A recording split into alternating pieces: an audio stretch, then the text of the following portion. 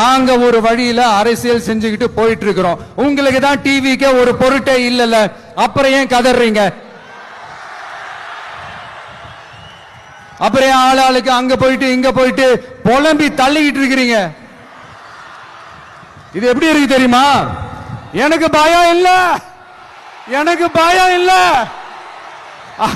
அப்படின்னு சத்தமா சவுண்ட் விட்டுக்கிட்டே சத்தமா பாட்டு பாடிக்கிட்டு இந்த நடுங்கிக்கிட்டே சின்ன பசங்க நடந்து போவாங்க, அந்த மாதிரி இருக்கு. முதல்ல மண்டையில இருக்கிற கொண்டே மறைங்க சார்.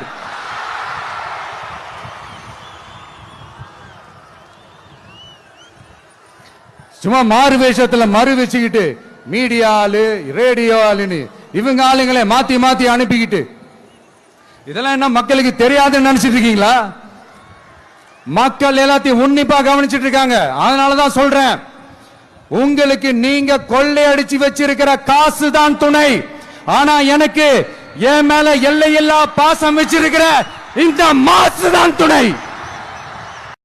விஜய் என்ன அரசியல பேச மாட்டேன்றாரு, விஜய் என்ன சினிமா டயலாக் மாதிரி பேசுறாரு, விஜய் என்ன பஞ்ச் டயலாக் பேசுறாரு, விஜய் என்ன 10 நிமிஷம் தான் பேசுறாரு, 9 நிமிஷம் தான் பேசுறாரு. நான் எத்தனை நிமிஷம் பேசினா உங்களுக்கு என்ன சார்? நான் எப்படி பேசினா உங்களுக்கு என்ன சார்? உள்ள விஷயம் என்னன்னு பாருங்க சார். ஒவ்வொரு மாவட்டத்துக்கும் போய் மக்கள் ஃபேஸ் பண்ற பிரச்சனைகளை எடுத்து பேசிட்டு இருக்கிறேன். பின்ன அது அரசியல் இல்லாம வேற எதுதான் அரசியல்? உங்களை மாதிரி தனிப்பட்ட முறையில தரக்குறைவா அசிங்க அசிங்கமா பேசுறதுதான் அரசியல்னா அந்த அரசியல் நமக்கு வராது. வராதுன்னா நல்லாவே வரும். உங்களை விட எனக்கு அது நல்லாவே வரும்.